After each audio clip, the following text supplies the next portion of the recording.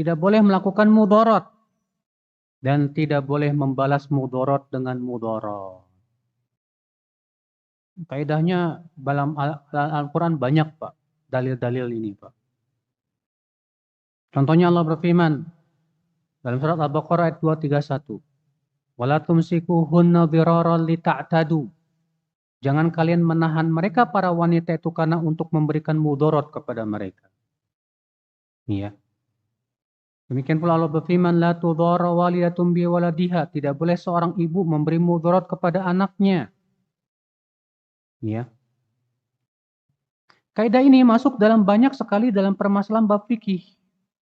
Dalam masalah jual beli, apabila pembeli mendapatkan aib, maka boleh mengembalikannya untuk menghindari mudarat. Demikian pula adanya khiyar, seperti khiyar majelis, khiyar aib, khiyar goben itu tertipu ya, dan yang lainnya dalam jual beli untuk menghindari mudarat. Khiyar itu minta pilihan, Pak, tempo waktu. Tolong saya berikan tempo untuk saya berpikir mau jadi apa? Enggak. Ya, itu diantaranya khiyar. Ada juga khiyar majelis dan yang lainnya. Ya. Cabang kaidah. Ad-dararu yudfa'u biqadril imkan. Kaidah yang pertama. Mudarat itu wajib ditolak sesuai kemampuan. Ya. Dalil daripada kaidah ini perbuatan Rasulullah dan para khulafaur rasyidin, di mana mereka menutup semua pintu-pintu yang bisa menjurus kepada apa? Keburukan. Ya. Contohnya kaidah saddud dzari'ah, menutup semua pintu yang bisa menjurus kepada keburukan. Maka semua yang menjurus kepada zina diharamkan. Semua yang menjurus kepada syirik dilarang. Semua yang menjurus kepada riba jadi tutup semuanya. Ya. Kaidah yang kedua. Ad-darar la yuzal bimithli aw bid-darar. Mudarat tidak boleh dihilangkan dengan mudarat yang seimbang. Mudarat tidak boleh dihilangkan dengan cara mudarat tapi sama-sama besar mudaratnya, Pak. Ya. Contoh tadi, kita dipaksa membunuh orang. Kalau enggak kita dibunuh, mudaratnya sama. Maka kita tidak boleh membalas mudarat dengan mudarat lagi. Iya. Orang yang sangat butuh dan lapar tidak boleh mengambil makanan orang lain yang sama-sama butuh dan lapar. Iya. Karena mudaratnya sama, Pak. Iya.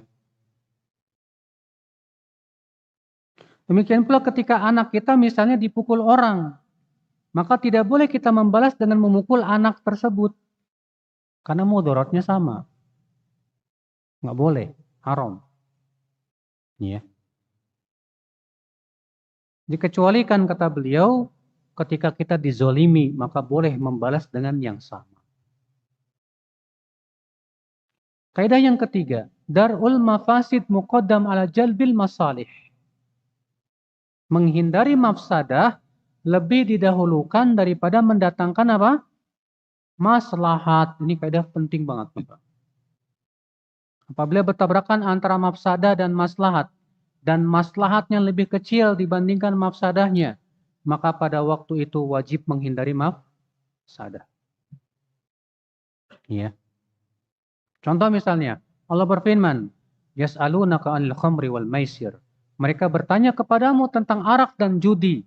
Katakan, dalam arak dan judi ada padanya dosa besar dan ada padanya manfaat-manfaat untuk manusia. Tapi dosanya lebih besar daripada manfaatnya. Jadi haram tidak, Pak? Arak ada manfaatnya nggak, Pak? Hah? Arak ada manfaatnya tidak? Ada. Tapi dibandingkan mudaratnya lebih besar mana? Mudaratnya. Maka tetap diharamkan. Ya. Maka setiap mafsadah yang lebih besar dibandingkan maslahatnya wajib kita tinggalkan. Dan kalau ternyata maslahatnya lebih besar daripada mafsadahnya gimana? Maslahatnya lebih besar daripada mafsadahnya boleh tidak diamalkan? Boleh, nggak masalah. Kalau seimbang, maslahat dan mafsadahnya seimbang nih Pak. Tawakuf dulu. Jangan dilakukan dulu, tapi kita lihat ya, supaya kita berhati-hati ya. Nah ini akal Islam, azan ya Allah wa iyyakum.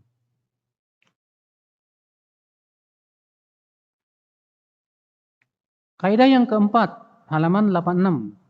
Ad-dararul asyad yuzalu bid-dararil akhaf. Mudarat yang lebih berat, yang lebih besar dihilangkan dengan mudarat yang lebih kecil. Artinya kalau bertemu dua mudarat, dua-duanya mudarat, maka ambil mudarat yang paling ringan, tinggalkan mudarat yang paling besar. Ya. Antum, ada orang berkata begini, Ustadz, saya terpaksa nyicil, beli motor, nyicil tapi riba. Daripada saya tiap hari naik angkot ikhtilat. Ucapan seperti ini benar nggak Pak? Hah? Alasannya?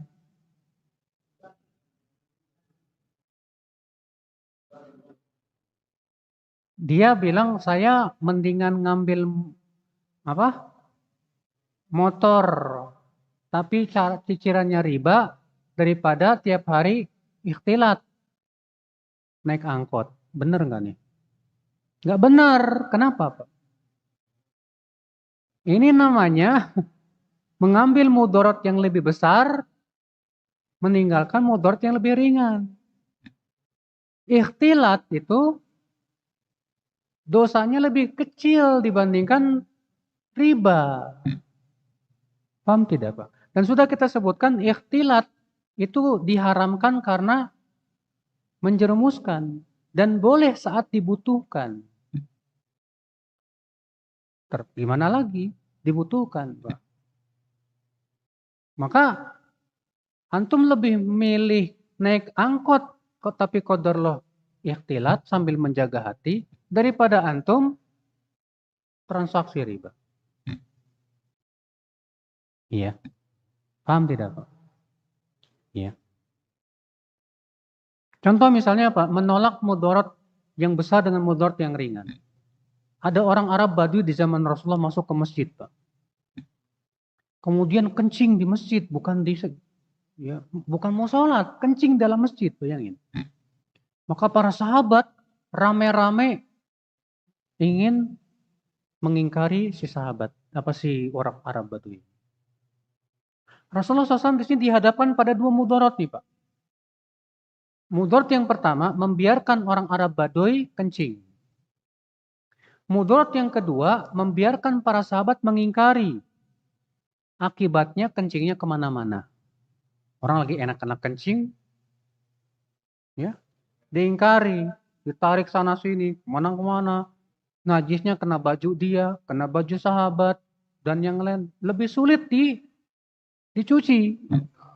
Mudaratnya lebih besar nggak Pak? Apa yang Rasulullah lakukan? Da'u, biarkan dia kencing. Biarkan. Yang ditahan. Setelah selesai orang Arab itu kencing, Rasulullah menyuruh untuk mengambil seember air, diguyurkan. Ternyata, ya mungkin orang akan berpikir, kok Rasulullah membiarkan sih orang Arab kencing di masjid? Masa kencing di masjid? Masa orang yang mau mengingkari dia dilarang sama Nabi? Kan mengingkari kemungkaran wajib. Masalahnya Mas, mengingkari kemungkaran saat itu mudaratnya malah lebih besar. Paham tidak Pak? Maka Nabi memilih untuk melarang sahabat. Biarin. Jangan diputus. Kenapa? Kalau Nabi membiarkan para sahabat mengingkari, mudaratnya jauh lebih besar. Sama halnya, kenapa Nabi dalam hadis-hadis yang sahih melarang memberontak kepada penguasa yang zalim? Karena memberontak itu mudaratnya jauh lebih besar. Dan itu secara kenyataan dari zaman ke zaman dalam sejarah dunia Islam, Pak, pemberontakan selalu menimbulkan mudarat yang jauh lebih besar. Tidak ada maslahatnya sama sekali. Iya. Nah, ini akal Islam. Kaidah yang kelima. Yutahamman ad-darar khas lidaf'i daralin 'am. Agar tidak terjadi mudarat umum, maka dikorbankan mudarat yang bersifat khusus. Kalau terkadang Pak, pemerintah terpaksa menertibkan pedagang asongan kaki lima. Karena mengganggu kepentingan umum. Terpaksa mengorbankan mudarat yang khusus untuk menghindari mudarat yang umum. Ini masuk dalam kaidah ini. Iya, masuk dalam kaidah ini. Alhamdulillah udah selesai, Pak. Keburu